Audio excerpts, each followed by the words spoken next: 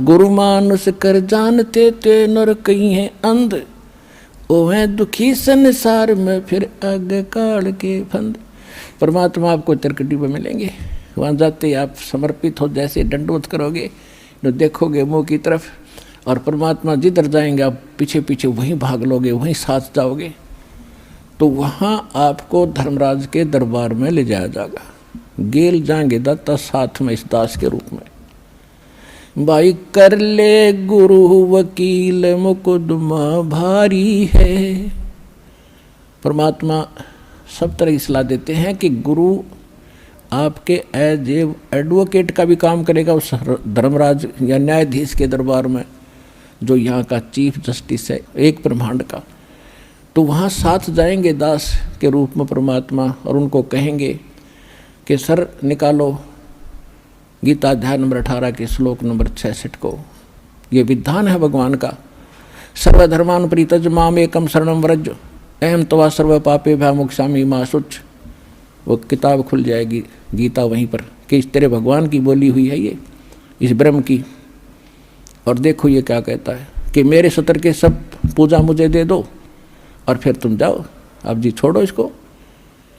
ये ओम नाम का जाप जो सतनाम में जो सेकंड मंत्र जो आपको दिया जाता है, उसमें प्रथम जो मंत्र है सतनाम 2 अक्षर का है, जो पहला अक्षर का मंत्र है ये ब्रह्म का है ओम। इसकी कमाई वहाँ दे देंगे, फिर वो ऑटोमेटिकली छोड़ देंगे, आ जाओ जी आप फिर। और फिर जो दूसरा मंत्र है सतनाम का दूसरा अक्षर है, उसकी कमाई फिर अक्षर पुरुष के लोक में देंगे जाके, वहाँ भी आपके साथ रहेगा परमात्मा इस दास के रूप में।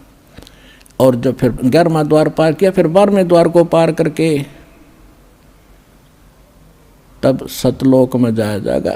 कोई 10वें द्वार तक अटक रहा है, एक न कि 11वीं खिड़की सुन ली अधूरा सधूरा। ये थे नीम हकीम, ये मधु परमहंस रांझडी वाला, 11वीं खिड़की आ गई किसी नहीं पाई आज तक। ये थे काल के दूत, और परमात्मा को पता था कि इन मेरा संत धोएगा जाकर सारे की पोल पाड़ देगा।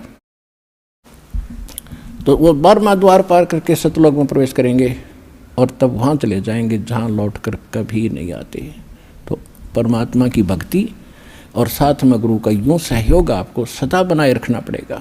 से सौंप्या गुरुदेव को सफल हुआ ये शीश, नित्यानंद इस शीश पर आप बसे जगदीश।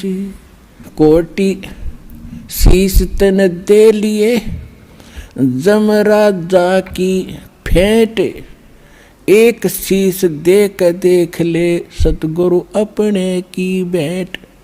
कहते इस काल को तने असंख्य शीश दे दिए, कित बेमौत मारा तेरे को, और एक शीश गुरु को देकर देख सतगुरु को।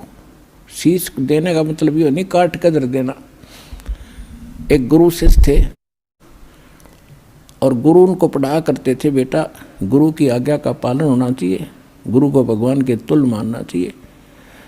एक दिन उस गुरु ने परीक्षा लेनी चाहिए और कहा कि भाई आज मैं आपसे एक आदेश करता हूँ। 5-7 भगत थे गुरु चेले, तो सब चेले कहने लगे जो आदेश हो गुरुदेव कि भी मेरे सिर में 5-5 जूते मारो। अब 5 के 5 सुन हो गए।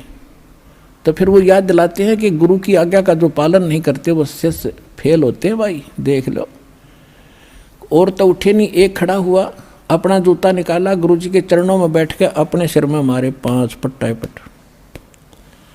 गुरु जी बोला भाई डांडी मत मारे, तेरे सिर में नहीं मेरे सिर में कहा था मैंने, मेरे मार। ने बोला जी दास का सिर भी आपका ही तो है।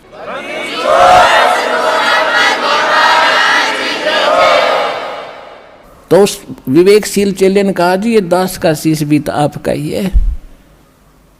तो कहने का भाव ये, आपने ऐसे समर्पित और विवेक से होना पड़ेगा, तब गुरु बिना आपका मोक्ष नहीं।